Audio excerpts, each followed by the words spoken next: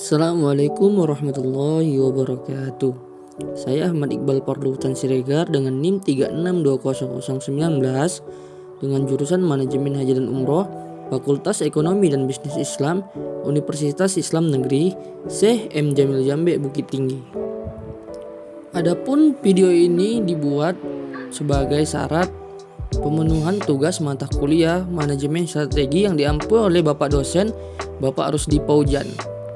Dan objek penelitian saya yaitu tentang perkebunan kelapa sawit. Pada sejarahnya, kelapa sawit atau Aegilis genesis Jack merupakan tumbuhan tropis yang diperkirakan berasal dari Nigeria atau Afrika Barat karena pertama kali ditemukan di hutan belantara negara tersebut. Dan kelapa sawit pertama kali masuk ke Indonesia pada tahun 1844 yang dibawa oleh seorang warga Belanda yang berasal dari Amsterdam. Pada tahun 1957, setelah Belanda dan Jepang meninggalkan Indonesia, pemerintah mengambil alih perkebunan luas areal tanam kelapa sawit yang mana terus berkembang dengan pesat di Indonesia. Hal ini menunjukkan meningkatnya permintaan akan produk olahannya. Ekspor minyak sawit atau CPO Indonesia antara lain ke Belanda, India, Cina, Malaysia, dan Jerman.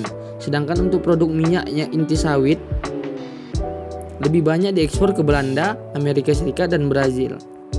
Perkebunan kelapa sawit yang berskala besar kemudian dibuka untuk pertama kalinya pada tahun 1911 oleh perusahaan yang didirikan oleh Adrian Hellet asal Belgia dan KH di pantai timur Sumatera atau Deli dan Sungai Liat di Aceh, yang mana melalui perusahaannya yang bernama Sungai Liput Coulter dengan luas 5.123 hektar, dan pada tahun 1910 yang dibuka oleh organisasi atau perusahaan yang bernama Apros.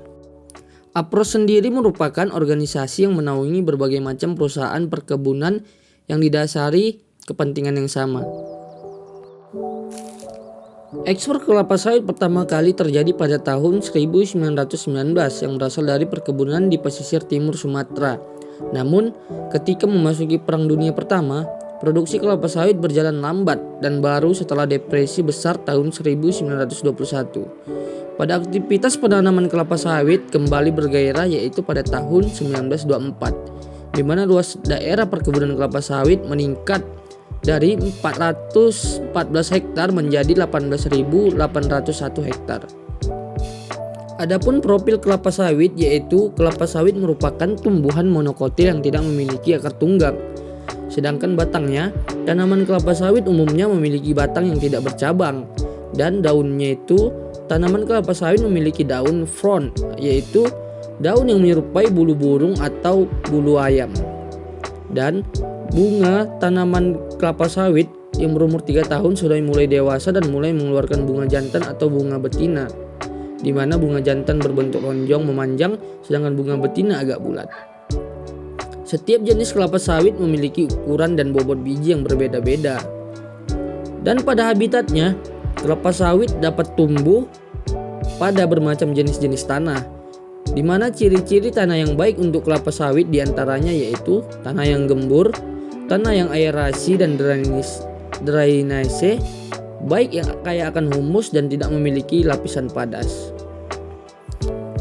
Kelapa sawit cocok ditanami atau dibudidayakan pada pH tanah yaitu 5,5 sampai 7,0 dengan curah hujan di bawah 1250 mm atau TH dan merupakan pembatas pertumbuhan karena dapat terjadi defisit air.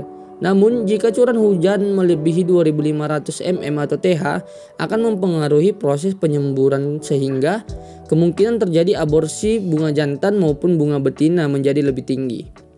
Sedangkan untuk ketinggian tempat yang baik untuk ditanami tanaman kelapa sawit yaitu antara 0 sampai 500 meter DPL dengan kemiringan lereng sebesar 0 sampai 3%. Media tanam yang dipakai oleh perkebunan kelapa sawit adalah tanah subsoil karena tanah kering di Indonesia didominasi oleh tanah subsoil yang telah mengalami perkembangan lebih lanjut sehingga pertumbuhan bibit kurang maksimal.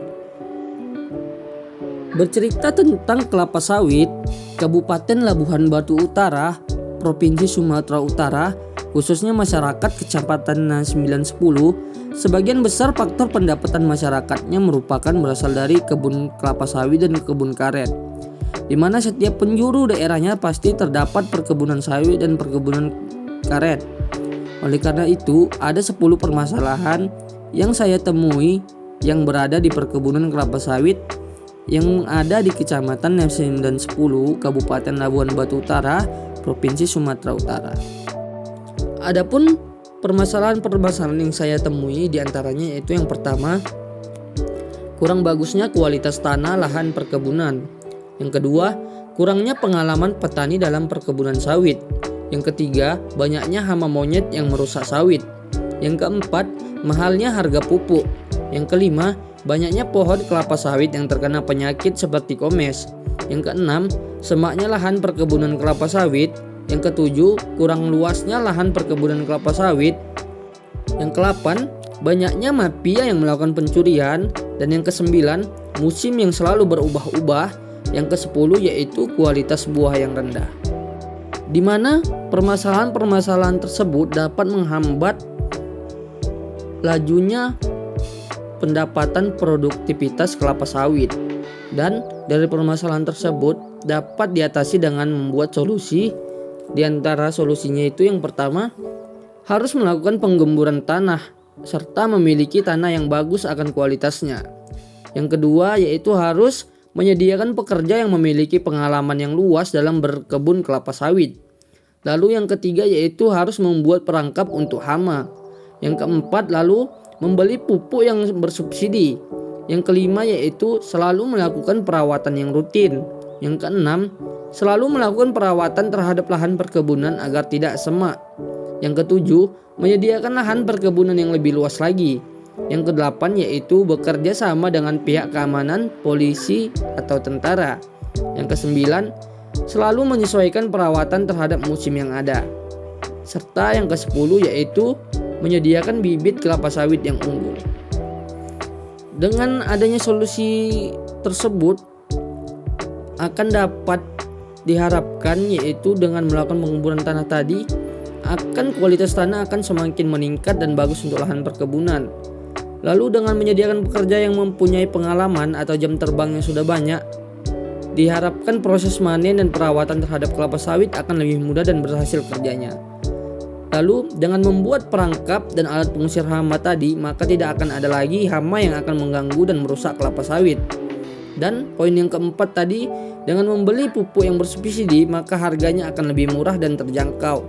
Lalu dengan selalunya melakukan perawatan yang rutin, maka pohon kelapa sawit akan jauh dari terkena penyakit.